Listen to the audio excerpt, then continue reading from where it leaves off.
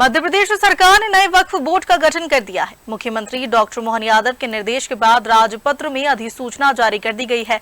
नए बोर्ड में 10 सदस्यों को शामिल किया गया है, जिनमें 2 हिंदू सदस्य भी है। नए वक्फ कानून के तहत बोर्ड का पुनर्गठन करने वाला मध्य प्रदेश देश का पहला राज्य बन गया है। मुख्यमंत्री डॉक्टर मोहन यादव के महत्वपूर्ण निर्णय के तहत मध्य प्रदेश में नए वक्फ बोर्ड का गठन किया है।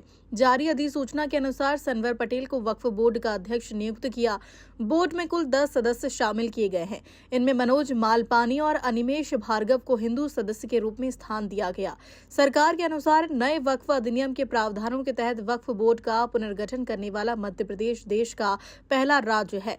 कैबिनेट मंत्री विश्वास कैलाश सारंग ने कहा कि वक्फ कानून 2026 लागू करने वाला मध्य प्रदेश देश का पहला राज्य है, जो गर्व की बात है। उन्होंने मुख्यमंत्री डॉक्टर मोहन यादव और वक्फ बोर्ड अध्यक्ष को बधाई देते हुए कहा कि यह निर्णय लंबे विचार विमर्श के बाद लिया गया है और इसके अच्छे परिणाम सामने आएंगे। प्रसन्नता की बात है कि वक्फ कानून 2025 में जो परिवर्तन हुए वो मध्य प्रदेश में लागू करने वाला हमारा राज्य पहला राज्य बना है। माननीय मुख्यमंत्री मोहन यादव जी को बधाई, हमारे वक्फ बोर्ड के अध्यक्ष सनवर पटेल जी को बहुत बधाई। और ये जो सकारात्मक परिवर्तन है, इसके दूरगामी और बहुत अच्छे परिणाम निकलने वाले हैं। लेकिन सवाल ये भी उठ रहे हैं कि अगर नॉन मुस्लिम्स को वक्फ में शामिल किया जा रहा है तो मंदिर समितियों में भी फिर मुस्लिमों को देखिए, ये अलग बात है। मुझे लगता है हम बिल्कुल ही अलग बातें कर रहे हैं। ये मस्जिद कमेटी में किसी हिंदू को शामिल करने वाली बात नहीं है। ये वक्फ बोर्ड अलग है। इसको आप केवल मुस्लिम मस्जिदों तक सीमित मत रखिए।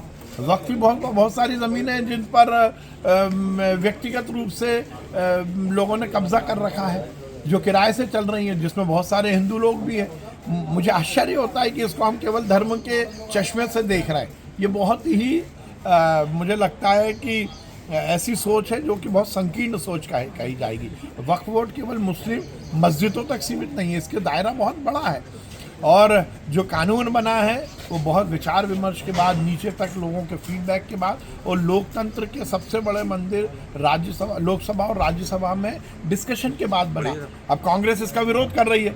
राहुल गांधी उचक उचक के कहते हैं कि हम संविधान की रक्षा करेंगे। तो अब जब ये कानून बन गया तो ये तो संविधान का पार्ट है ना, तो इसका मतलब आप संविधान का विरोध कर रहे हो। ये संविधान के तहत परिवर्तन हुआ है, संविधान का अब ये अंग है। तो इसको जब मध्य प्रदेश ने लागू किया है तो ये बहुत प्रसन्नता की बात है।